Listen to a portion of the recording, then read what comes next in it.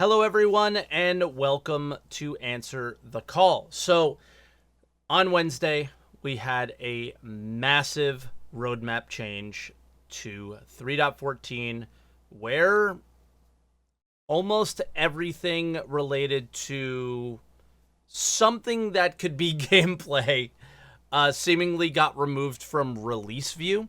And release view is these are our goals for the patch, but there are often things that are being worked on behind the scenes that do show up in progress view or not even on progress view that end up making it into a patch. For example, changes in the missions, payouts, things like that, and other things related to ship changes and balance and all that stuff. So there tends to be not things on the roadmap that are making it into the next quarterly patch. And for me personally, 3.13 was the most underwhelming patch I've ever seen. And I was like, okay, that's fine. I get it. No big deal. That's going to happen sometimes. But since 3.0, I don't think there's been a more underwhelming patch as far as features go than 3.13. So I said, you know what, I'll probably take like somewhat of a break from playing SC during 3.13, but 3.14 looks pretty exciting. So I'll wait for that and look forward to that. Now, I think a lot of you came to the channel expecting me to freak out, be raging about these changes. I'm tired. Like the more this happens, the less I care, and that's starting to get where I'm at. That's the stage of cope that I'm at, is that I'm starting to care less and less and less, because it's just every single quarter since Star Citizen's inception, and definitely since the quarterly releases, they've never really delivered on everything they've done except for really 3.13, because 3.13 didn't have much in it in the first place. So that's kind of where I am. Is I'm starting to care less about these things because it's just so consistently they're so consistently bad at delivering on these features that it seems like the roadmap is almost pointless to look at. And I do want to bring up one point about the roadmap before I do move on to any callers. I did see a thread on like, hey, we should probably remove release view. It doesn't really represent what's actually happening, and it ends up creating more problems than it solves. And I actually do agree with that, even though the majority of the thread is like, if you're not adult enough to deal with the way game development is, then maybe you shouldn't look at the roadmap at all, or basically just putting the blame on the people that seemingly get disappointed when these things fall off the roadmap. Now, addressing that, why do people get disappointed? People get disappointed because they get excited. And when I see things like FPS radar and scanning, personal inventory, healing, hacking, NPC healing, hospitals, things like that, those are major feature changes, things that you could dive into as a content creator or just as a regular person playing Star Citizen. It's just kind of wildly exciting and new, and something that you can maybe see the grand vision of Star Citizen coming together for the first time in a while, right? So it's to not get disappointed after seeing how much was removed from 3.14, I think is kind of a really shitty take to have on somebody. Like, of course I'm disappointed. I'm not gonna throw my water bottle across the room about it, but to say that, like, can we just get it right once? Can we ever get this right? Ever? It is kind of frustrating. And what's even more frustrating is that it seems like it was really only one team that held everybody back, and that was the actor status team. For me, they get a pass. All of 3.14 and all of the problems, my personal, they get a pass. every single quarter they've existed, they've delivered. The things that they've done have worked, and there's been very few bugs related to them. I guess body dragging would be the only thing that was like kind of really weird, underwhelming, didn't do anything. But the heat and cold system, the food, all that stuff came in, it exists, it works. People don't complain about it. In general, I think people like it. They wanted to polish this stuff more. This is one of the few things of the game that I really have faith in and am okay with. So with that said, that those are kind of my feelings about the things on the roadmap. We still have capacitors. We still have big changes to the way we're going to be flying our ships, shooting our ships. Those are still kind of coming in. So for me, I think that that is okay.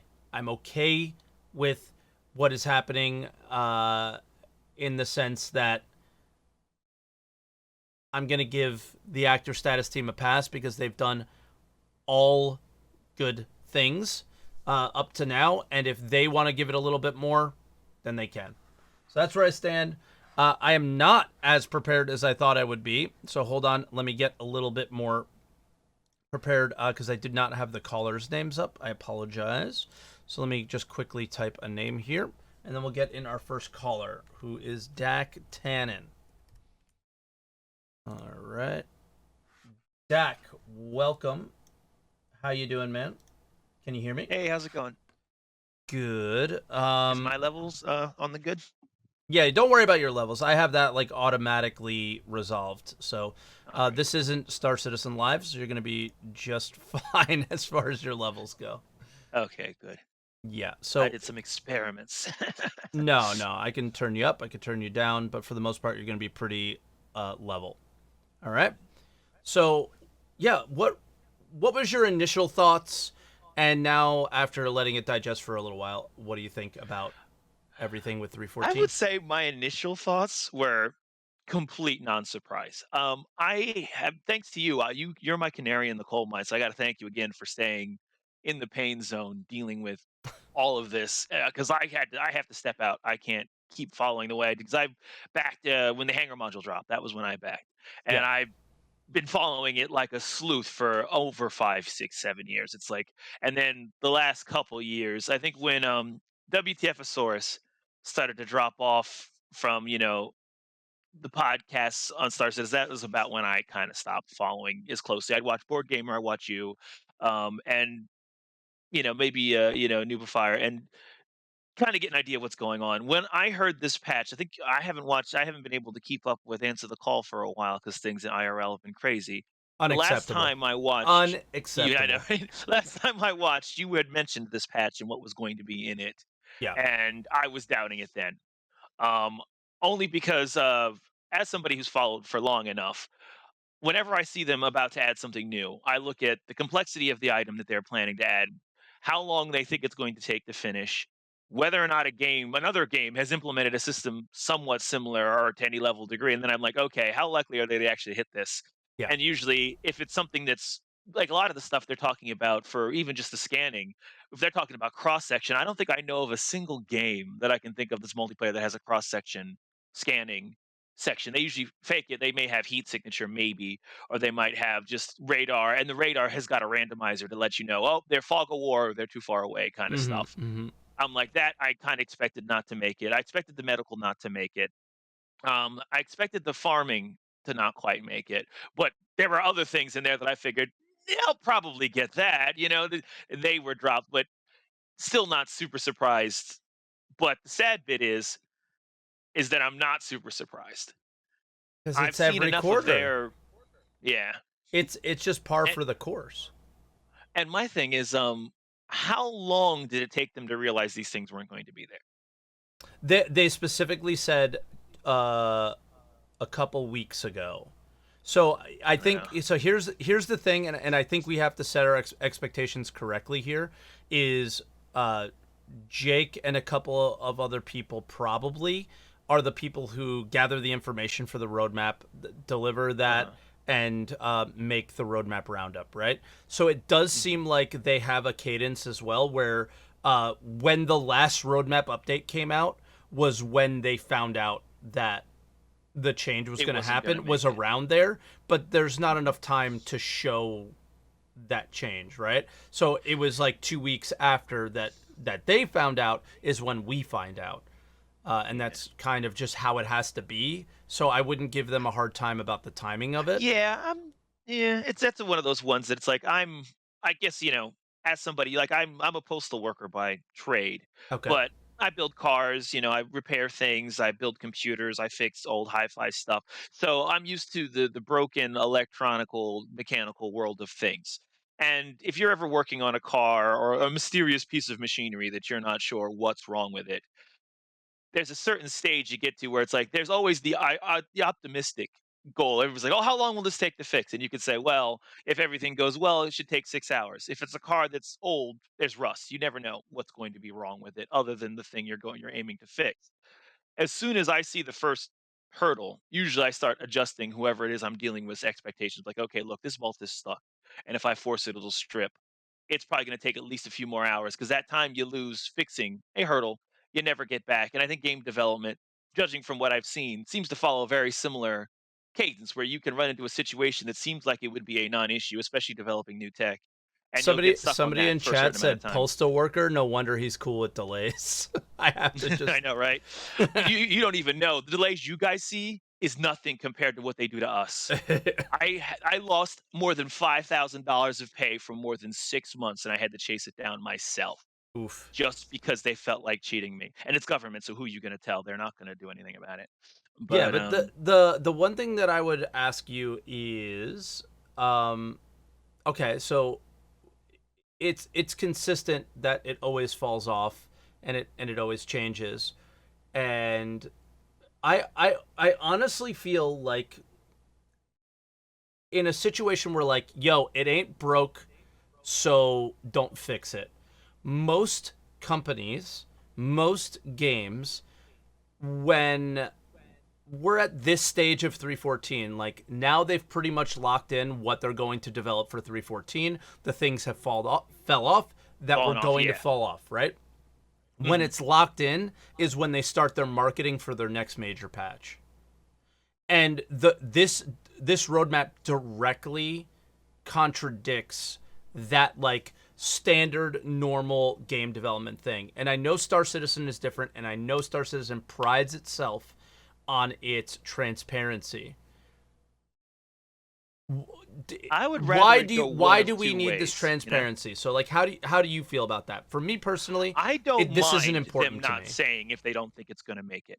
Like, I like I said, as even from as an outsider, I've been able to guess things that were off before they were off. Like when people are saying, "Oh, we're going to get Exactly. 3.0," I was like, "No, we're not getting 3.0 yet." When I thought look at the complexity of what they were planning to do with 3.0, I'm like, "This is going to be." Even when they you're slightly hoping because we're all kids inside. We all want Christmas to be tomorrow. But when I saw the first deadline lost, I'm like, "Okay, if it's this kind of bad, we've got months. There's no way they can tie this together in a couple weeks." Yeah. And you kind of know that when you see that thing coming. The same with Cyberpunk. I'm not sure whether you were excited for Cyberpunk or not. Kind Um, of. when I I never saw, bought it. I bought it and I enjoyed it well enough. Like I was not expecting very much because I'm jaded. I'm an old gamer. I've been playing video games since I was 5, and that was back in 1990. So when I've seen the industry and how the industry goes, they Yeah. always are optimistic. They're all children at heart because that's why people that make good games are like that. That's why they can make good games because they're children at heart. They still have that mentality of the kid who's got the bad report card, and they're always hoping that they can turn it around before the parent finds out. And Yeah. every company, CD Projekt Red did the exact same thing. When I saw the first delay, when they were, I think it was April, and they were talking about the last gen consoles being the factor, and I had argued with my friend about PS4 basic and Xbox One base being able to handle Cyberpunk, and I'm like, no, these consoles do not have the power. This is going to suck on those machines. They should just cut the losses, go to next gen. I saw that then, and I'm a commoner. I'm not other than building computers and playing games and seeing the power of of the parts and benchmarks. I shouldn't have known that it was going to be. I'm like, no, they're not going to be ready in 6 months. I'm like, there's no way you can make a game that this looks this good run on machines that poorly and have it go flawlessly, they're going to have to look like PS3 games to run good. Sure, but And get back on track a little bit. but yeah, sorry about that. I The got the sidetrail. But the You're same not thing I feel like sidetrailed. was That you're on track, but in the sense of like I the feel like question I'm that's asking you where is, hold on, I hold feel on. like that's where the Star Citizen needs to go is to not. I would wait until things look like you said. There's that Okay. all systems are go, no point of no return, where things are going to make it and they're going to not. I would rather them not put anything on the roadmap until they know for sure it's going to make it, and not And optimistically what do you think of the people that tell you that that's your problem? That that people being optimistic and being disappointed is that's their problem, Yeah, so or like people go, "Hey, I don't want," like people say, "I don't want to see these things until they're ready," right? So like remove release view like was one of the things I mentioned in the intro. Mhm. And a great response was like, "That's your problem." I've Do you feel that's I've true? been on both sides of it because at the beginning I was a lot more emotional about things because I believed what they were telling me because they were the ones that were telling me. Yeah. And then afterwards, I'm like, okay, as much as I love Chris Roberts and I love the Star Citizen crew and the people that are working on it, I have to put my own brain back on. I know the games industry, I know computer industry, I know what they do, how they do it, and how hopeful they are, and how a lot of that times that optimism is unfounded. And I stopped listening with a clean ear, I guess, is all of my ear is now jaded with my experience as a gamer, as a person who's into tech, as a person who's into computers and is into fixing cars. I look at all of those things so that when I hear them, my brain automatically translates. But it's not, I don't think that should be the responsibility of the person who's listening. When you're dealing with somebody who's giving you an update and they say, oh, it's going to be ready, or we're It says optimistic. tentative It's though. it says tentative. That's the other It like says big thing tentative, is it says tentative. but But yeah, I don't know. I personally don't have any emotions tied to this, only because my heart was disconnected before the event started. yeah. Now, telling other people you should be that jaded feels wrong to me. Personally, it doesn't really hurt me one way or the other, but I feel bad for the people. Now they just say, "Oh yeah, make sure you're emotionally mature enough to be able to accept this." But they're all kind of still hoping we'll be excited. I mean, there's just that certain kind of you always kind of get that the hype is what pushes Star Citizen forward, Yeah. and the hype is important to them making the money, and so I understand their use of the hype. But even like that trailer, I think you played it towards the beginning of the stream where the ships were coming in. I saw the Polaris. I paid for the Polaris so long ago. I saw another ship with a down like a ship docking on the top, and it's been long enough that I don't know what that new ship is called. I'm like, did they change the Polaris so it has a square end now? Because that's how long it's been since the Polaris was bought Dude, that I don't even know what it looks like me anymore. me and Board Gamer discussing over Discord. All right, I'll like me, Mike will buy the Polaris. Board Gamer, Mhm. you hold on to your 890 jump. We will share to make content together. Like this Yeah, was back when we were like all still on the redacted pack. Like that's how long ago that exactly. was, you know. But And then they've got a again, picture of that's it like it's totally flying. Some part of me was thinking, is it flyable suddenly? Because that aspect of the hype yeah. is the hype But machine is that's just a still present. fan made thing, right? Oh, it was fan made. I didn't know that was Yeah, fan made, that's but just a fan made yeah, thing. the hype is always important. So when it's like the hype giveth and the hype taketh away, and I'm not opposed to them using it, but they have. I feel like they need to understand that people are going to be upset, and that's the price you pay for getting the hype to fund dollars. And so when they're saying, "Oh yeah," because I feel like they get angry at the more emotional backer. But the more emotional backer is the one you're getting the most money from. Like since I've no longer been emotionally invested in the game, my dollars have stopped going in. Same. I spent over 1,000. I'm part of the specialty club and all that stuff. But I'm settled in where I am. I'm like, if the game comes out great and I'm going to love it. If it doesn't, I already spent the money and I would have spent it on something else if I didn't spend it on this. So it's not, it sucks, but it's not the end of the world. And it was worth the dream. I wanted it to have a shot. I even backed Elite Dangerous to the level where whenever there's an update, I get it from Elite Dangerous free because I love space games.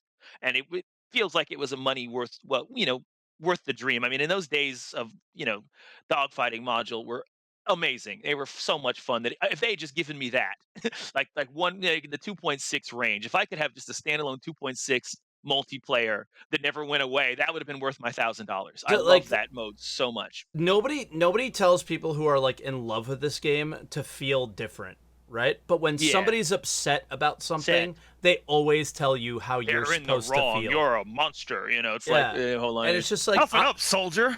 I'll make fun of you for having your top hat and monocle and all those things. Like I have it though. Like it's just a joke. Hmm. But It's when you're your. telling Mhm. me how to feel, it's never a joke. And the whole thing is um You can't tell people you to can't not put feel disappointed. yeah, you You can't tell just people how can't. to feel, period. It just And is that what it part, and it's is. like the second edge of that sword is that that's the reason why they've given you so much money is because the dream feels real and you make it feel real. And that's always the crosshair. Everything has a downside to it. Yeah. Even what's the thing? Even if we're just talking about handling of a car, the best maneuvering car is always going to be the most unstable. So a car, the best cornering cars are usually mid-engine rear-wheel drive, and it's because when you brake, the rear end wants to come around, and your steering allows it to go to the left or go to the right. And so in situations where a car will understeer, a mid-engine car won't.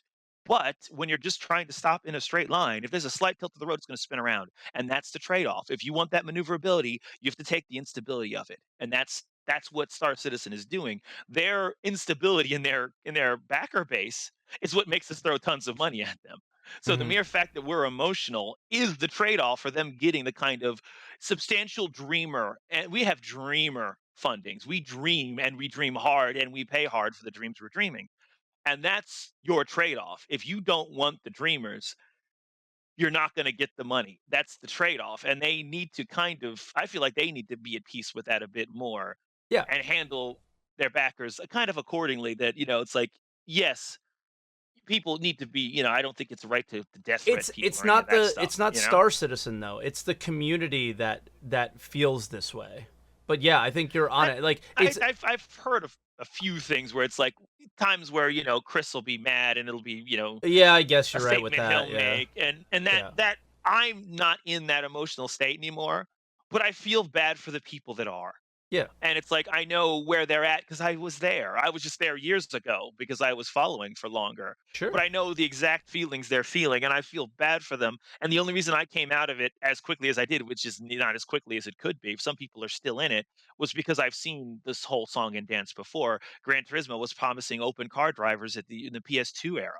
It's like and changing weather and smart AI that would remember you cut them off, and that didn't come. And I still not sure if that's even in the game at all. But it took until PS3 to get open cards. That's just game industry and people who dream big. Yeah. It's the way things go. The people that are younger don't know that, Yeah. and people that are Everyone wants just Chris to younger be to the Star dreamer. Citizen don't know that. Yeah, Yeah, everyone wants Chris to be the dreamer, but there are consequences with that. exactly. And there's And like consequences people are on going to both be upset sides. sometimes. And like to look at 314 and not get upset like Yeah, you're I either a feel bad zen for the master or you're completely You're jaded, disconnected like, or you're you're soulless. extremely jaded. You're Yeah. soulless, yeah, exactly, and Just that like part of me, like, I forgot about Star Citizen for the last month, and it wasn't until I saw Linus's video that you were just mentioning, I'm like, "Oh, snap, I forgot. Stuff yeah. has been happening while I was away. Maybe I should check back in." And then I heard about the 314 thing, which I had heard 314 was going to have a lot of interesting stuff, but I knew at least half of it wasn't going to make it because I'm like, this stuff is complicated and it's going to be hard to do. And some of it's never been done before in any game. And when you're on uncharted territory, nobody's going to be able to accurately estimate uncharted territory. And I know that. But if you have somebody that is estimating it and you don't know that, and to the extent that that is, it's a really hard thing to grasp for somebody who's not either in an industry that does that or into a hobby that does that. Like when I see something that doesn't work, whether it be an RC car or a real car, I'm like, okay, I think it's this, but I know that I don't know what this is. It just gives me an area to start. And you have an entire checklist of everything that could be broken. And you have to work through that checklist one at a time until you've eliminated everything. And sometimes it's a new thing that isn't even on the list. And so I'm aware that that kind of mentality exists. To somebody who isn't into that kind of a hobby or an industry, they're not going to know that. And it's going to be a lot more emotional. And they feel like they've been lied to or they've been misled. And when there's this kind of money involved, the emotions are going to get even higher. And it's like I feel like there's got to be some kind of a way. Like I would rather them not say. I know people want open. They're like, "Oh, I want transparency." We've lost the amount of transparency I would have liked to had years ago. like So I think where's this. even the gain in this? I don't get Exactly. it. I still don't know what's going on with Squadron. We still don't really know what's going on with Squadron, or to a certain degree. And it's like I don't mind now. I'm past that point of caring. But when you talk about transparency, people are like, "Oh, the transparency is important." Yeah, it is, but we've lost enough transparency at this point that this little thing of making people a little less emotionally unstable, I feel like it's worth the cost of admission to Yeah. just keep people's sanity on an even keel and keep people's, the community as a whole. I mean, this is community wrangling more so than it is even development. Because I would say this problem, my biggest problem with 314 isn't even about development; it's about community. I think that everything that's happened that's been removed was removed for a good reason. I don't think they're slacking. I don't think they were lying. I don't think any of that. But something that's interconnected that's broken and needs fixing, and no matter how many other people are close to being done, if that one thing's behind, it kills the whole thing, and there's no way around that. It seems like that's exactly what happened. And hey, Exactly. it's the team that's literally delivered every time, but look at how many things Exactly. they had to deliver on. It just seemed And nobody's a like hundred yo, we percent. stretched There's no ourselves, way. yeah, we stretched ourselves a little bit too thin this time A around. little too You thin. know, hey, we won't make that same mistake again And next one time, and that's thing it. I would like to input in there, and I bet you this happened. And judging by the team, I love them, so I'm not going to say that I think that it's a horrible thing that they did this and they're evil. But I'd be willing to bet you money somebody saw a problem in there somewhere, and they said, "Oh, don't worry, we'll make it up. We can make it up," because that's the mentality. Almost every game studio that's passionate about making games does that, where they think, "Oh, we can get that time back." The number one lesson of anything is you can never get time back. Yeah. Losing time is one thing. Like even in a race, you can lose 5 seconds and you may be able to gain 5 seconds back. But if you hadn't lost that 5 seconds to begin with, you'd be 10 seconds ahead, not five. And that's something that most people in the game industry always feel like you can throw more people at it and it can be fixed. My job is like that. If you go, we throw more bodies at the mail, it'll get sorted quicker. Up to a degree, once you have too many people in one bucket of mail trying to grab a letter, you slow each other down. It's like having four-way SLI on a video card. The video cards start stepping on each other's toes, and you end up with slower delivery than one powerful card. If you have, like, I think the most I've ever gained from an SLI setup is maybe 60%, between 60 and 70. And on a really, really well engineered game, you might get 80, but most of the time it's 50%. And it's because the timing, it's like herding of cats. You can't, once you get a certain number of hands in the pot, it's just not going to make things faster. And they're always kind of hoping that, oh, if we get that breakthrough tomorrow, that'll make it. As soon as you see, I feel like this is a thing that everybody should probably be doing in general in life, as well as in video games industries. As soon as you see a bug or a blocker, be like, okay, there's a blocker here. We're going to lose time here. Start recalculating, start letting everybody know that this is probably going to drop off. Because even if we fix this tomorrow, that's a day lost. And then The there could be chat another the blocker chat tomorrow. is telling you you're rambling. Yeah, So I am rambling. we've Sorry. it's okay. We the call's been pretty long, so final thoughts. We'll wrap it up here and we'll go to the next caller. Dak, Yeah. uh just want to say before your final thoughts, it's been a really enjoyable call and I appreciate it. So I'm not Yeah. making fun of you or putting you down. Nah, it's cool, We Mike. got I've off been watching you for years. hey, You're to use your terms, we've gone off the track a little bit, okay? We yeah. drove the car off the track. But yeah, like what's your final thoughts on 314? You seem a little like, hey, whatever, because you're not really playing or Yeah, interested right personally, now. it's yeah. I last time I logged in, I couldn't leave my hab. Yeah. I got locked out of my hab and out of this train, so I couldn't go anywhere. So for me, it's just I'd be more interested to see when these things are in, as opposed to disappointed that they weren't in there. But I wasn't in there. I feel like we need my biggest concern is once again going to be community. I feel like they need to really look at how they do the roadmap, whether it's worth continuing to do it to this degree, Yeah. and if you're going to do it to this degree where you show kind of the kind of minutia that will get people upset, I feel like you should put the same amount of minutia into the second something's behind a day, start to drop it off the list. Okay, this is falling behind, it might come off. The It sooner just you pull the band-aid off, the less it sticks. the thing that drives me nuts is there's things that are not on the roadmap because they're not comfortable sharing them. But why Hmm. are the things that are clearly there's something that is like maybe not comfortable? Like, okay, I think 314 is the exception. That is Yeah, why I say like we're giving them the break the pass is on this. because Mhm. everything was because one team got delayed is what it looks like. Yeah. So the anticipation of all of these things actually happening was probably a reality this time. So all of the things on here were actually expected to get done up until the last minute where they went like, "Yo, maybe we shouldn't." And that was And the it, funniest thing you was, know? with all those minds, this was months ago. I was not convinced.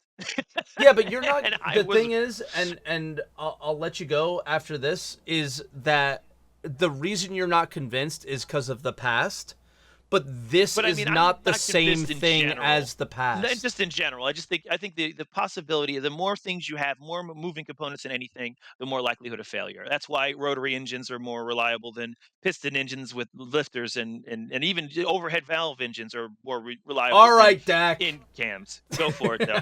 But that's why I think the more moving components, the more teams interconnected. There's always a chance for one team to drop the ball, All and right, that's man. why I was expecting failure, and Yeah. that's what happened. But Yeah. it's life. But thanks for tolerating me for as long as you did, and I appreciate the good I work that you do enjoyed it. It wasn't because. tolerating you, but I'm getting you back on the road. But thank you so much for doing this because you're the reason I would have forgotten Star Citizen existed if you hadn't been taking the hit for the team and keeping us up to date and following what's going on. Hey, anytime. I enjoyed doing it, Dak. So be good. Thank you so much for your call, and I appreciate the kind words as well. All right, Thank you. take care, man. Bye now. That was a really good call. We're gonna bring in Tonka Sue now, though. Welcome, Tonka. How you doing, buddy? Good, good. Let me mute you. There we go. All Can right. you hear me? I hear you perfect, loud and clear. Awesome, awesome. So yeah, the roadmap. I mean, we're saying that what you said earlier, like I think everybody who's been with the project long enough saw it coming a mile away, and But again, do that's you kind of think that's because of the past and not like this? This actually looks like it's a different scenario than and that's a multiple big teams question. dropping the ball is sort of what it felt like last time, where this time it's like literally one team might have been stretched a little too thin I and it had knock-on effects everywhere else. I think that's the 300 plus million dollar question here. Is this how is the cycle that we had in 2020, 2019, and 2018? Is this the same thing happening? Which would be, I mean, we can't keep doing this every year, or do we? Because it's kind of sad that many of us are starting to grow cynical about the entire project. But Welcome. when you, Welcome to my but lair yeah, of cynicism that's been yeah. there for a long time. Yeah, I mean, no, me too. I mean, I've been a backer for I think since 2013, and after like you, after so much time, when you remember of the past, you can't help but feel like, this feels really familiar because it's always the same thing. Like the beginning of the year, you look at the roadmap, you're like, oh, that looks pretty good. And then when you get exactly where we are, like at quarter one, getting started with quarter two, that's where things start to slip. But usually that's just like we've hit the iceberg with the ship sinks later. And what I mean is that, yeah, like it's going to keep slipping, keep slipping, keep slipping until stuff just vanishes. Yeah. I hope that's not the case. I hope that like you'd say, oh, well, this year's different. I want it to be different. But unfortunately, CIG has been very consistent in their inconsistencies. So Yeah. I don't know. Yeah, I it's don't know. it's hard to look at this and go, this is different than the last time. But, based on what But Jake said, it does seem like it may have been. And I don't know, I guess I would ask you this is how do you feel about like me saying like, okay, I think we could give these guys a pass because they've been so good previously. That I like, hey, agree. shit And happens. honestly, Mike, I think I don't blame any developer. I don't think they take any enjoyment in giving No. us that bad news. I don't think there's any malice. I don't think that they're giving like big up road. Some people say they're giving big roadmaps because they have to keep us buying ships. I don't believe in any of that. I do believe that they're trying to get that stuff Yeah. done, but it doesn't change the fact that they're not delivering. Yeah. So I mean, at the Jake end of took the that to day, heart. yeah. Like, but let's stop Mhm. there real quick before we continue. Yeah. Is I think Jake really took that to heart. Like you could tell at the end of his post there that like the Mhm. previous roadmap it was like, oh, the Banu Merchantman is coming, and then people were like, oh, you're just putting ships on the roadmap right before a sale to make more money, and he's like, no, I'm just telling you what's happening, and then he comes with this right before a sale, like huge Exactly. negativity So to say like, hey, this is not what we're doing. Like, don't Let, like let, you let, know. let's give them a positive though. I think when it comes to communication, huge improvement from last year. Yeah. Last year was disastrous. Like it was really way too PR-ish, way too, like you said, you read Jake's post, and the fact that they did this before sell, really good points. And Yeah. I think the overall mood is disappointment, but so far I haven't seen that outright anger like last year, which was very warranted with some of the stuff they pulled off. Mm-hmm. But to me, the biggest disappointment is not like I don't mind. Like, okay, we have to expect that things slip. Hopefully, like they're going to be they like you said. I hope that one time they're gonna get something right on one of the deliveries. But what's most disappointing is that it's very consistent what slips. The It's gameplay. gameplay. Yeah. Always the gameplay. Always. And it's so frustrating to see people like, oh, but we get gas clouds, and I'm like, yeah, I'm looking forward to it, but you'll take a screenshot and then what? Like, it's always visuals. It's always the UI and again, I appreciate building blocks and the UI, etc. But it's I don't know. It's either low hanging fruit stuff or visual stuff or tweaking and balancing in combat. Like it's kind of worrisome that I mean you cannot blame people for being skeptical because it's a game with very high ambitions, Yeah. but the delivery doesn't match those ambitions. When you get something, it feels really low hanging fruit every time for the past few patches now, and you're It's like, been a well, good if the year, I think. Like since mid last year. yeah, Like but since quarter 2 last year, it's been kind of a lot of the low hanging fruit kind of things. But remember, yeah, that's really all they can do. And I always have to remind yeah, myself this, so of I'll course, remind you and I'll remind everyone that's listening, is when server meshing and it's kind of in progress now, right? But as server meshing stuff is being created, it's very true. similar to what object container streaming and server side object container streaming was. Is teams like the mission team, teams like the ships teams, anybody who does Mhm. environments, all of those things have to be reworked to work within that system. I remember Will Meme for Food in Twitch chat was the developer who made the new system of trains that they come more often and we don't have to wait forever. The Mhm. amount of work that had to be done to make that work within OCS was like a royal pain in the ass, apparently. Right? So this happens with Right. everything. So the idea of Mhm. what they do is go, yeah, we don't want to work on that now. And we don't want to work on the major features because we're gonna have to redo it anyway. And it's just like, but the problem with that is that major thing isn't happening anytime soon, and we keep having to have the marketing build up the hype, so then we get built up a Yeah. little bit, and then in reality, like, nothing happens because it can't happen. But And that never gets communicated from like the marketing standpoint because it can't, because marketing would eh, never say those things. So it's just like a yeah. mess, you Mhm. know. But I agree with all of that. And mind you, what I'm about to say doesn't. I don't doubt that server meshing, because there are people that say that iCache and server meshing are bullshit. But I don't doubt that these are major major hurdles that they have to go through. And I agree with you that they are limited. I mean, when you play the game, you see how the server is performing. You know they're limited in what they can and cannot do. So I agree with all of that. But at the same time, it just feels like uh, every year or every 2 years we get like there's something that we justify not getting stuff because of something. If you look two Yeah, years ago, it wasn't server meshing or iCache. It was, oh, but the priority is Squadron 42, so that's why you're not getting gameplay, because Squadron 42 is the priority. So I don't know. It just feels like we're just dancing around. And again, I'm not saying this in the way that they're trying to deceive us or anything, but because those excuses it's are true. That's the they're true. problem. But Is they're true, and the but issue is that mhm, expectations get set past those.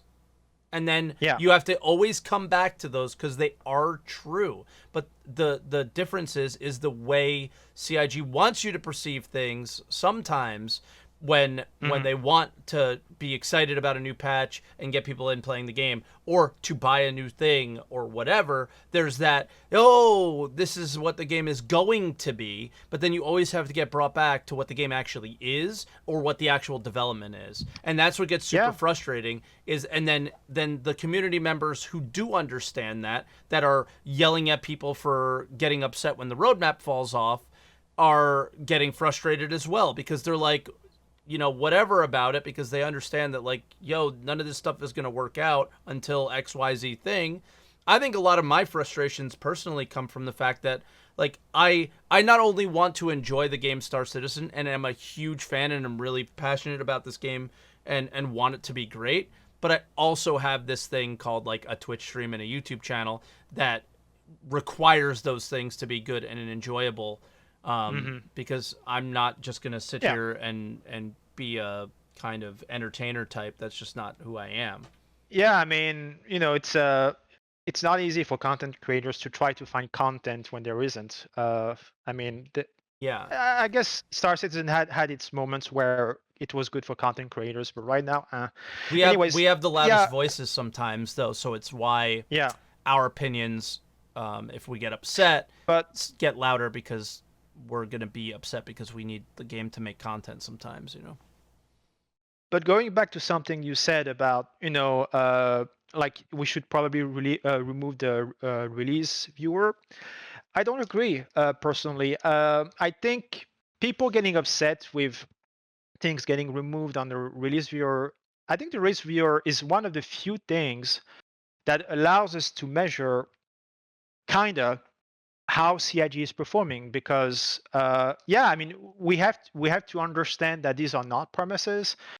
Development means that things can move around. We understand all that, but at the same time, you don't need to be a developer to understand that when you miss the marks so far, there's a problem somewhere. And exactly. Like, would this be acceptable in any other work environment where the community wasn't funding all of your I ask you this: essentially? if we weren't backers and we were, God forbid, a publisher like Microsoft, do you think they would accept this? No, of course not. And that's the positive and the negative of the project. Yes, absolutely. But there are extremes on both sides, and I feel like, especially when you see Chris, who made and I still love Chris. I love his vision. I want his dream. I want his game. But when you see a statement from Chris saying, "Hey, the game will be ready when it's ready," I mean, dude, I applaud when developers say this when they're funding their own game. But in this case, you've been taking backers' money for 9 years now, and probably another 10 years in the future, you'll still be taking backers' money. I don't want him to rush, but at the same time, he has to feel some amount of responsibility to the backers. Like, we have to get something at some point. I mean, when it comes to gameplay, I don't know, what did we get in the past 2 years?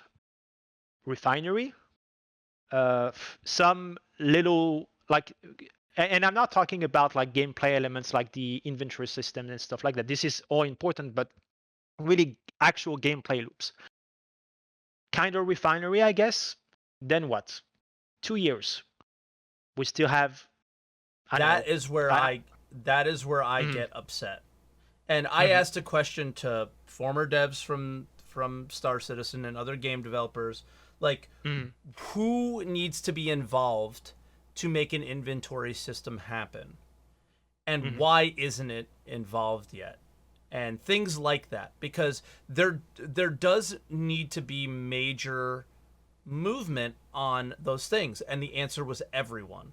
So the only thing I take issue with, and I agree with you 1000%, is that there needs to be some responsibility to deliver something, and I think they do feel that, and then they go in the direction of, just the low hanging fruit stuff. And one of those developers in the chat said inventory systems don't fund the game, and I don't think that's true, because I look at games like DayZ, I look at other games like, even going way back to PUBG, and streamers and content creators and all these things, that when you actually put something out that's like good and playable and fun, that those games exploded. Star Citizen hasn't had its explosion of people playing it. And like, look at a game like oh my god, what was that stupid game with the little people that bounce around and you get the crown and win? Like, that was 100%. Yeah. Like, that was, forgot the name, but me I see too. the game you're talking about. Yeah, that was Fall Guys was 100% driven on content creators' backs. And I'm not saying that that's what this game needs necessarily, but that's how I would respond to that answer: is an inventory system and killing players and looting and like stories that can be created between other people, and having those things is important for that actually to happen. And those things don't necessarily exist in the game without faking it, right?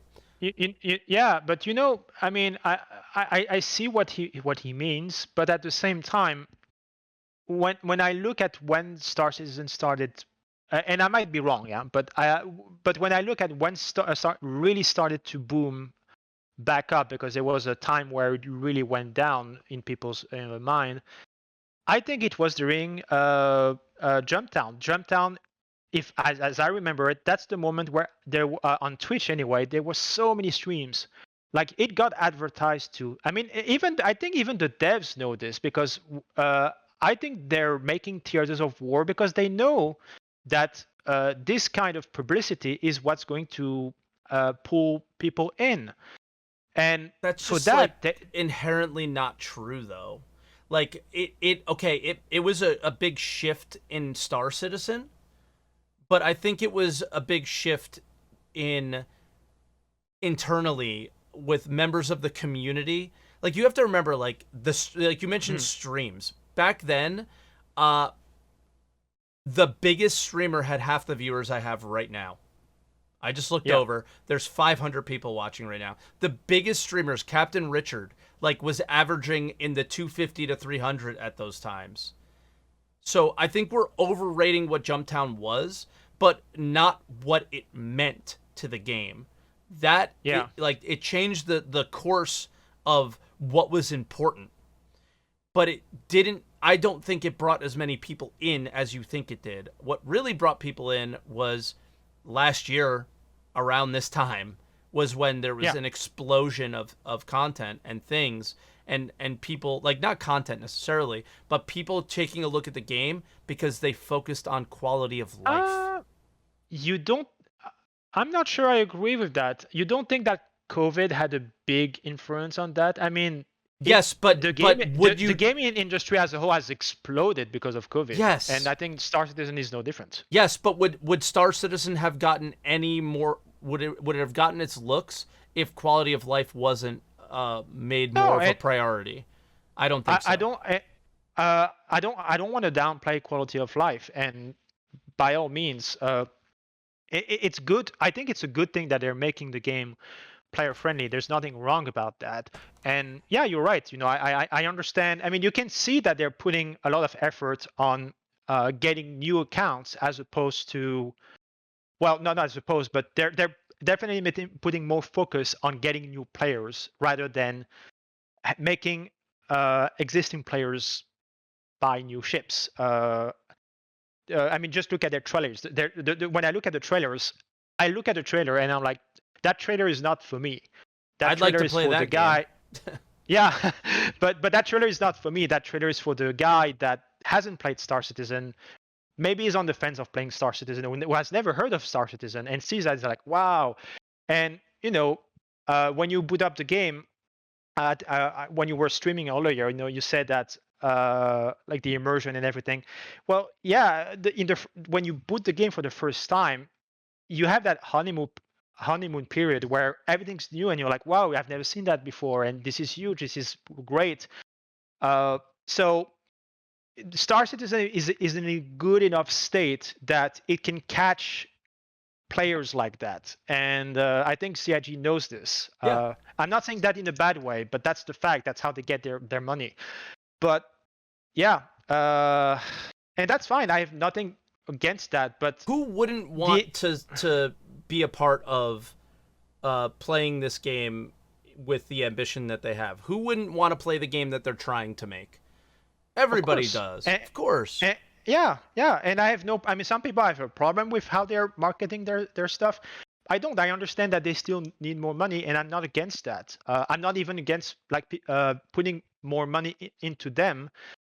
But at what point can we put our foot on the ground and say, hey, when are we going to get stuff? Like, yeah, and I understand that it's difficult, but yeah. I apologize to everybody who's listening today. I feel like I've interrupted more than I have. Like I got really a lot better at it from when I first started doing the podcast years ago, and today I've been really bad. So I want to apologize to you and Dak as well. I've been pretty interrupty today. I apologize. I don't feel like you were personally. Yeah, but I feel like it's somewhat conversational, but I feel like I'm jumping in more than I should. So, but anyway, the one point that I wanted to make earlier was and I think we were both on the same page, is that patches in other games are typically themed around a feature or something like new and exciting that's coming. And for this patch, you would like to see the like this would have been the medical patch. So you would have wanted all hands on deck on that, right? And then the next patch could have been the inventory patch or something, right? And I think that's where what you and I are kind of looking for in that sense. And when I asked like what would it take to make I think the real question I asked was what would it take to make not just looting, but a system where like missions could deliver you items, and then the mission system can be tied in a lot more to things like mining and cargo hauling and going down and collecting an item, you know, a rare thing, things like that. All things that we see in like traditional MMOs. And they basically said everybody needs to be involved in that. And I think you and I are probably going to agree here that I'd like to see each quarterly patch be like hyper focused on something like that, but I don't think that's the type of I think that's not how agile development necessarily works, right? So I don't know. But but you know, I mean, you mentioned cargo hauling. Cargo hauling is a good example. I feel this is the one gameplay feature that we're so close to getting something good, but we've been stuck where we are at forever. Like nothing's changed. I don't know. Things have changed, but not significantly. Well, they changed values of how the trading works, but that's about it. But I do like I just want to say I do like the direction they're going. Like when I saw like the new roadmap and just like the overall direction they were going to. And I think another YouTuber said it nicely. Like it feels like they're Space Tomato. That's the YouTuber I'm referring here. He said, "It feels sir, like." Please don't advertise other. No, I'm just kidding. Oh, I'm just sorry. Kidding. Competition. He's great. No, there's no such thing. Did he come to your Twitch one time? I thought he did. Or we've talked before, but not often. But yeah, his stuff's great. Okay. I watch it all the time. But anyways, I think he said it well, that, you know, it feels like their intention is really trying to move Star Citizen away from the image that it's just a technical demo or a screenshot simulator, and more towards it's actually early access worthy, and you could actually recommend it to some friends to have some fun with. And that's how I felt too when I saw the roadmap. It feels like now they're really focusing on trying to give us a much more enjoyable experience. So I'm still positive, but I'm afraid that this and if the recent slip that we had is just that, it's not a huge deal for me. Like I'm not like, okay, it sucks that 3.14 is going to 3.14 is going to suck. I'm glad for gas clouds, but it's not a huge deal. What worries me is that, as we said in the beginning, is this it, or are we going to see when we get to 315? Oh well, things are slipping again, and then slipping again until finally things just disappear. Salvage, wink, wink. We Yeah. and Salvage has so been delayed for 2 years, dude. uh, But it's on 3 years. every roadmap. It's been delayed for 2 3 years years. It's on now. every roadmap. It's 2018. It's 3 years that it's been delayed. Jesus. So Yeah. yeah. But so that's the big question here: is that if what we saw now is genuinely, well, like you said, the team needs more time. By all means, I don't want them to rush things and deliver something half-assed. And I understand this. There's a lot of, like, the inventory system. It's supposed to use iCache. I understand that all of this is complicated, so I don't mind the delay, but I do have bad flashbacks of what this kind of roadmap updates meant for the later year, and usually it doesn't translate well. So I If hope one to be thing wrong. gets delayed, everything gets delayed. But all right, Pretty Tonk. much. We'll All right. we'll probably let you go here. We've been talking for a while, so we'll bring some other callers True. in. But thank you True. again. Thank you for having me. Yeah, thank you. I appreciate it. See ya. Bye bye. All right, our next caller is the Doc, Dr. Introvertitious. What's up, dude? Hello. How's it going? I'm good.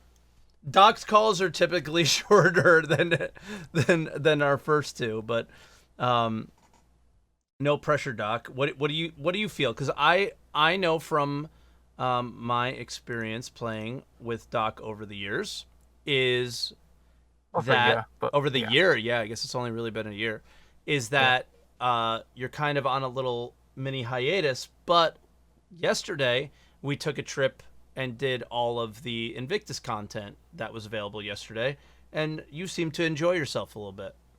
It was quite fun. It was interesting. Yeah. So given that you're kind of, I guess, to not put words in your mouth, over it a little bit at this point, how did you feel when you saw 314? Was that something you were like targeting jumping back into the game for? Yeah, I was like, No. oh no, not again. It was just, I'm just irritated now. I'm just like, I'm tired of the wait now Yeah. because it's just like I just want like more like stuff to do in the game, and it's just not there anymore. Mm-hmm. I just don't have that thing anymore to play. You do okay. As far as everyone I play with, because like we're not like the big PvPer kind of guys Yeah. that I play with. But out of everybody I play with, you seem to be the most PvP centric. The changes, yeah, I like would- capacitors, possibly it's still tentative, but the capacitors possibly coming in 314. What do you think about that? Like that's one of the things not on the image on the It's screen interesting. right now. Yeah. If it stays in, it'll be interesting to see how that implements into 314. Yeah. I mean, does it make it hurt less? I guess is really what I'm asking. Yeah, I think it does. Mm-hmm. Yeah. I But don't like know. having Horizon, it's like it's a new thing, but it's not like salvage or anything. It's not like a new thing to play. But it is. Like that's kind of the thing. Is it something that no matter what you do in the game would be affected by it? So whenever you're playing, the fact that the change to capacitors or the fact that they're coming into the game is something that you'll always be engaging with. So it's I feel like it's even more so a big feature than something like a salvage feature that would come in, because you're only salvaging when you're salvaging, right? You're only mining with your mining ships. But this, no matter what ship you use, it's affected. So Yeah, it's actually quite a huge thing. Yeah, it is actually, because I haven't really thought about it like a whole lot. Mm-hmm. But yeah, like I don't know, like I just don't have that like excitement like anymore that I did at the start of the whole last year. What kills that excitement? Is it stuff like this? Yeah, it's stuff like this that happens. It's just like, Um, oh, well, here we go again. well, you should just be an adult and never get upset about anything. You know? Yeah, because that's how humans work. Yeah, right. Like I feel like people on the internet are just robots, and like it's like this automated response to any post that's upsetting is like you should Yeah, just no, grow it's up strange, isn't it? and never get But I upset don't know. ever. I don't know. Like, the Alvin tour was it it was interesting, but like it was a bit meh at times. Yeah.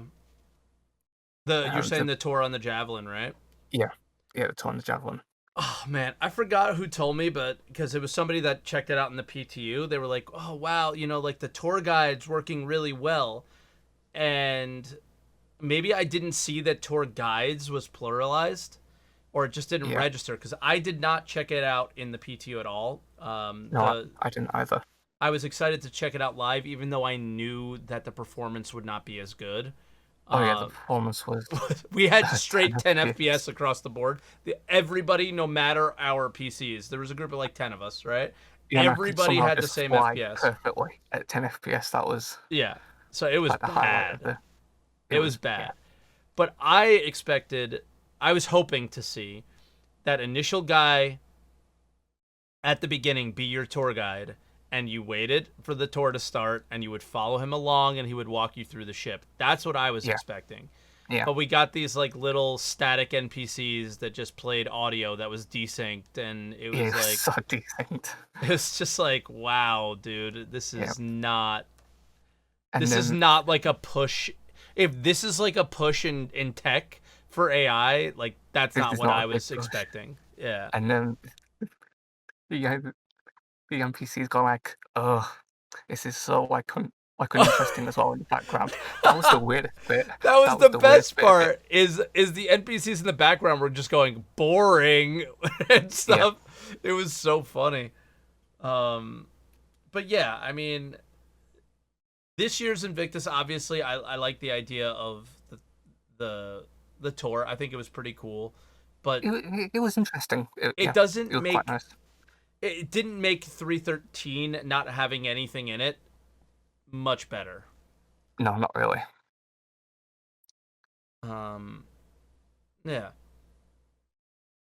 So I don't know. I don't know how you feel about like, or if you have anything else you want to add or bring anything to the 314 drop off discussion, and kind of bring it back to No. that. There's Uh, Crusader. How long yeah, is that's that good. going to keep you engaged? I don't know because it's always screenshots. So There's always screenshots, boys. yeah, yep. There's always screenshots in SC. All right. How about this? This is something I didn't ask anybody.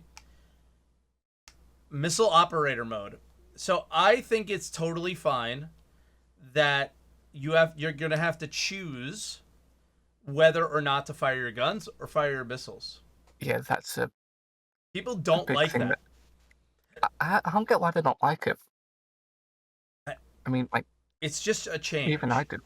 It's an interesting change. Yeah. It's I like think it having makes two sense. people in there. Yeah, I think it makes sense. I think it works perfectly with if we get capacitors. Like, all right, I've now fired my weapons. Now I'm going to switch to missile mode and volley a few missiles as I put my capacitor power into my weapons to recharge them. I'm going to stay on yeah, the offensive, you know? yeah. That's how it would work. Kind Yeah, of it's makes pretty good. sense. Yeah. Yeah, yeah. I don't have any issues with that. Okay. Well, all right, Doc. I don't know. Do you have anything else you want to add before we let you go? None, no, not really. All right, buddy. Well, I look forward to touring the rest of the Invictus event with you this week. Yeah, And I don't know if we will make the one today. It's about an hour from now is the next one. So, yeah. I don't think I'll be around all right. Well, Doc, I'll let you go. on Friday. Well, Okay. not on On Friday, you're gonna be Friday, but around. next Saturday is the. Actually, no, it won't be next Saturday. So it's gonna be too early in the stream. Okay. All right. Well, we'll see when we jump in. We'll try. Yeah. All right, brother. We'll talk to you All right, soon, I'll see you Doc. around. Bye-bye Yeah. now. All right, and our next and final caller is old man Johnny Morgan. What's up, dude? Hey, can you hear me okay? I hear you perfect. What's up? Awesome. Good. How you doing, buddy?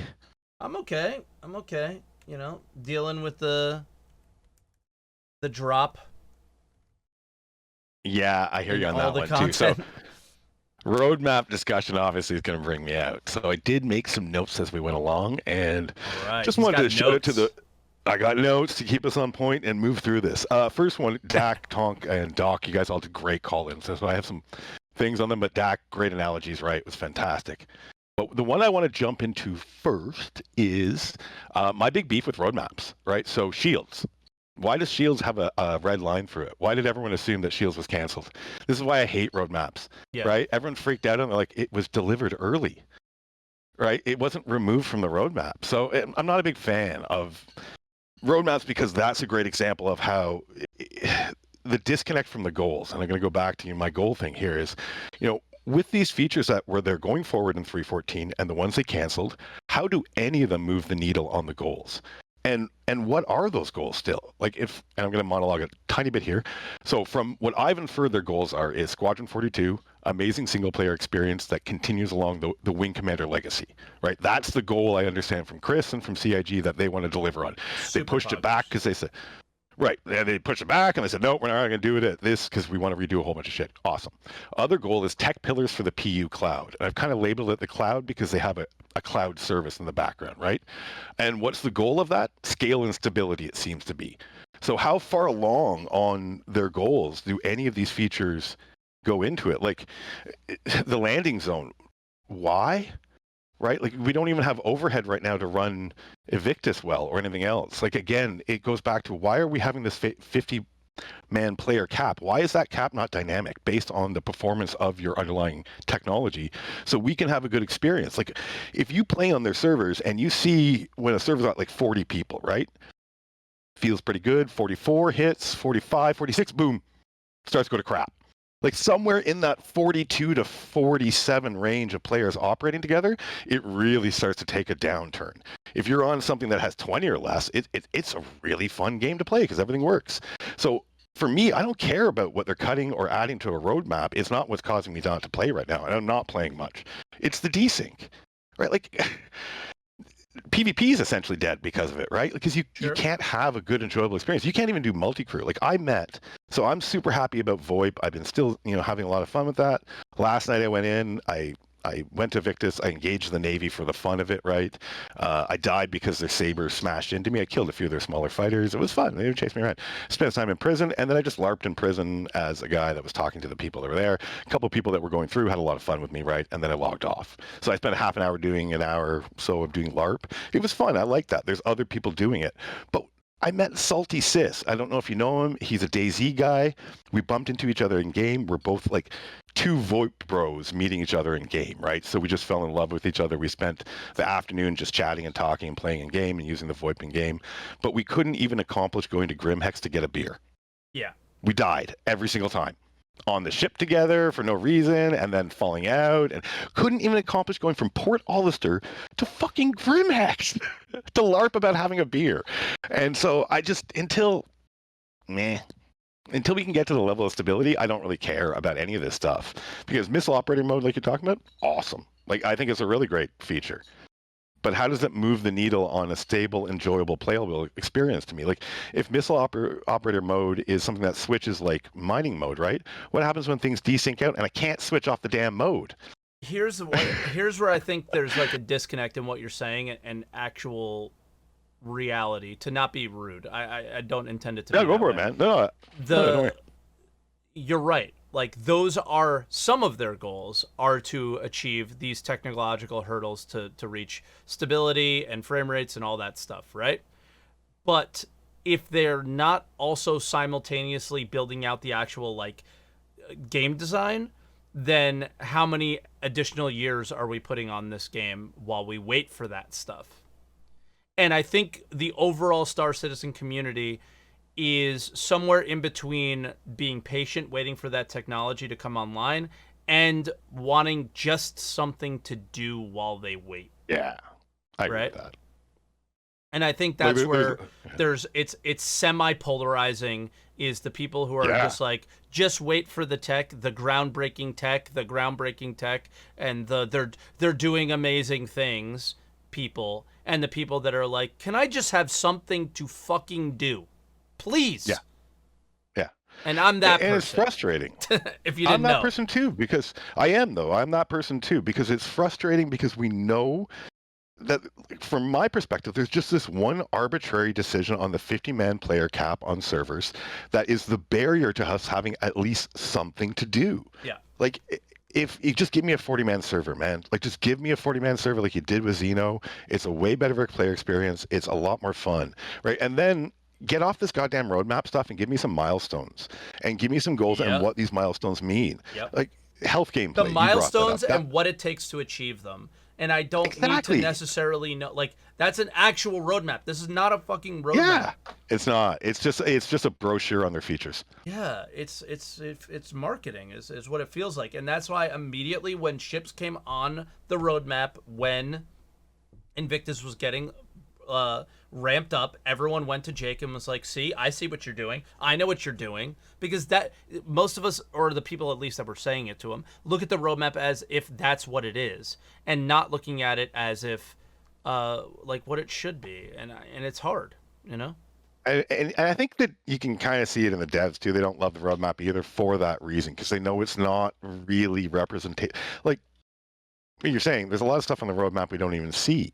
Yeah. So once again, the tech pillars, right? Like the ones that I'm actually really interested in, because I like the feature set that I have in game right now. Like if they locked it in place and just said, okay, this is kind of a sandbox arena, I'd play it for a while, right? If it was stable, I played Allegiance, Microsoft Allegiance, to death long after Microsoft had dropped the game. The community had picked it up to the point where they forced Microsoft to release the source code for it, right? And then continued the game development on it. I played it well past that, and there was a whole bunch of issues in it, but the servers were stable, the community fixed them, and it's still running to this day. It's available on Steam, right? Like insane. And that was DirectX 6 when that came out. Wow. Old fucking game, but they kept it alive because you had this great gameplay loop and then the stability to go with it. And that's what killed it, was the stability is what killed it. And then the players that really loved it kept it going. I don't want to see that for Star Citizen. It would never happen. It's too big. But in the same token, I think they're going to have a major player drop-off soon and a churn rate that's going to be hard to recover back from. Yeah. I think they're kind of betting on Squadron 42 is the one that will take us over the next hump. But then when is it coming? Because every feature I see here that they're releasing, it's all Squadron 42. The Javelin Tour, thanks for the Squadron 42 tech demo. That's all that is. Yeah. That's Squadron 42 tech all the way, right? And cool, but I don't care about it in the PU right now, because all it does is add more instability to the PU, because you're putting more load on the servers that can barely run anything as is. And where I get into a simple scenario with someone and they're jumping all over the place, or they see something completely different than what I'm experiencing on the screen, I'm just like, I can't play this right now. So I went and played Eco for a week with you guys. It was really fun. I had a great time on it. Yeah, and now we have our own server problems, which are I caught that. That's yeah, alpha life, yo. We sent the logs to the developers, and they're gonna try and fix it. We'll see. Yeah, whatever. Well, there is one point I want to bring up here about what you said about inventory doesn't sell games, and I agree with your point that it does. Yeah. Right? Those little things, those little matters that, like, experiences sell the game, dude. Yeah, that nice experience that you have in game and all those quality of life ones, all those little things add up into a very big package. Yeah. So Tarkov, right, just smoked DayZ on inventory management, and then DayZ had to follow suit on it to maintain their player base, because they started hemorrhaging people into Tarkov because the little quality of life issues weren't there. But then it couldn't steal away the LARPer type guys like me that want to have those player interactions inside of it. I have no interest in playing Tarkov. Love watching it, but don't want to play it. Mm-hmm. So I'm a different demographic that way. With SC, right, man, I think they're doing some things awesome. I would just really like them to understand, where is Squadron 42 and what are the rest of your goals? And if you're going to give me this information on what you're putting out, tell me also the context of it, how it moves the needle. Because right now, missile operator mode, what does that move the needle on? PvP gameplay? It's balance. Yeah, it's just balance. It's literally balance to balance out the uh, the value of a multi-crew ship versus a single seater. That's what it did. Well, And missile operator yeah. mode is literally just making an operator mode for missiles. Like, I think people are over, like, because it's its own thing and it's called Mr. Operator mode, I don't think they ever they totally recognize that when you misinterpret it. press tab, you're in scanner operator mode. And when you press I B, know. you're in quantum operator mode. I don't think they are recognizing that. And they tried to make it clear on ISC last week, but people are still hung up on, like, this is this new grand thing when it's literally a button you press and the UI changes on your screen. That's all it is.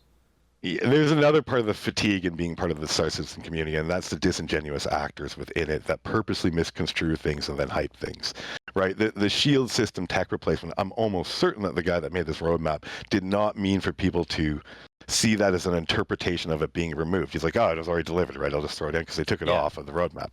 Like, he seems like a great guy. He wouldn't be disingenuous.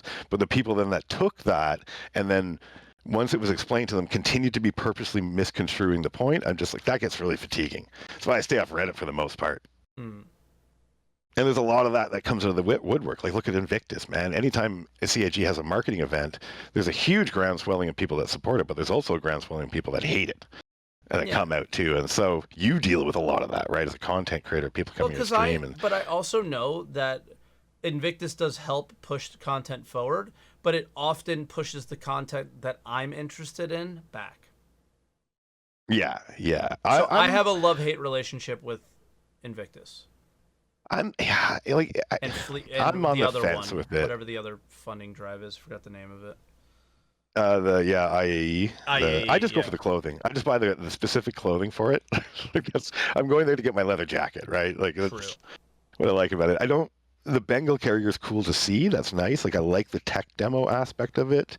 But why not just roll it up into your virtual Citizen Con and do it all as one and just openly say this is a tech demo. The Javelin coming on is an example of our Squadron 42 tech, which you will have in the PU. Awesome. But this is really what we're showing you here is, a little slice of Squadron 42 in the PU, so you have a better idea of how this gameplay is going to work, because they don't tell us jack about it. Yeah. Not that I care that much about it either. I do. I want to play it. Like, we were talking about that before. Anyway, I'm going to ramble on. I think I have all my points covered. It was really milestones. What compromises can they make in the short term to improve the experience and also align with their sales goals? I'm kind of feeding the answer out because I do believe it's just server numbers. Just dump them down. I honestly don't think the majority of people would care, because then they would just forget because they're having a good experience like they did in Xeno. After the first few days, no one even talked about the server numbers because they were having a great fucking time. Except for maybe PvPers that are specifically looking for things, but I don't think they complained. Did they? Yeah, they did. Well, complained that they were left out of the event, right? And that they had no role in it. Also, there's not as many bounty hunters going after them. If you're looking for bounties, there's less people that have bounties on, blah, blah, blah, blah. Like, there's arguments against it. But in general, like, your gameplay doesn't exist anyway with the 50-player cap. Yeah. So... Yeah, exactly. Well, if you can't even... Like, if you're shooting at your target and he jumps, 1,000 kilometers away, you're not really getting PvP either. And that's kind of the way it's going. People are having the experience when the servers are good, it's super fun, and then the servers go bad, and I log off. Yeah. All right, well, I guess that'll do it, Johnny. I appreciate it. Yeah, get back to fixing the eco server, damn it. No. I wish there was something we could do. Oh, yeah. So it sounds like something just, like, ran out of control, right? Some sort of bug on their side. Anyway, not an eco stream. All right. But I do want to thank all you guys for putting that together on a community level, because I would never have touched it. So I really appreciate it. It was really fun, and I'm looking forward to the next iteration. All right. It might be coming sooner than later. Yeah. All right, have a great day, Johnny. Guy. Have a good one, buddy. All right, Thanks, guys. Man. Cheers. Yeah, and that, I guess, we'll do it with today's show. Yeah, it is sad that what happened to 314, but I think myself and everyone on the show highlighted what is upsetting, but also, like, hey, bring it down, come back to reality. It isn't as bad as it looks. It's bad, but I think, like, we may actually deserve a little, hey, it's okay, pass, where normally we would be, like, pouncing on something like this. So, yeah, I look at this and go, I want all of these things, but I think a lot of the things that came off of here are so important that I want them polished when they come in. I don't want to be sitting here constantly, doing bug reports or something on personal inventory. I want to kill an NPC and I want to loot their fucking body. Like that's what I need, and I need it to work. So if it needs extra polish, it better come in 3.15 with polish. Like make this delay worth it. That would be my message to the developers here. Is I get it, I'm not upset, but please make it worth it to me. Okay?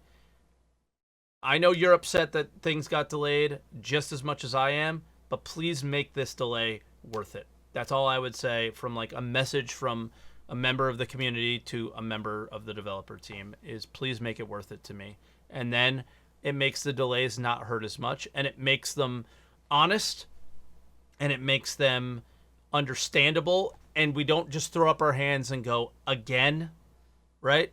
If you actually push it and it comes in and it's great, then it's like, okay, I understand, And that actually really hasn't been the case over the years as much. So, all right, guys, I really do appreciate you watching. If you are watching on Twitch, this will be up on YouTube later today if you didn't catch it. If you're watching on YouTube, make sure you hit like, subscribe if you're new to the channel and are enjoying videos like this. And yeah, if you ever want to take part in the show yourself, we are live on Twitch every day but Monday and Tuesday. But this show is live on Sundays starting at 10 a.m., 9:30 a.m. Eastern time. Depending on how, if we have callers in line, we usually just start it up. So thank you so much for watching, guys. I appreciate it, and we'll see you next week.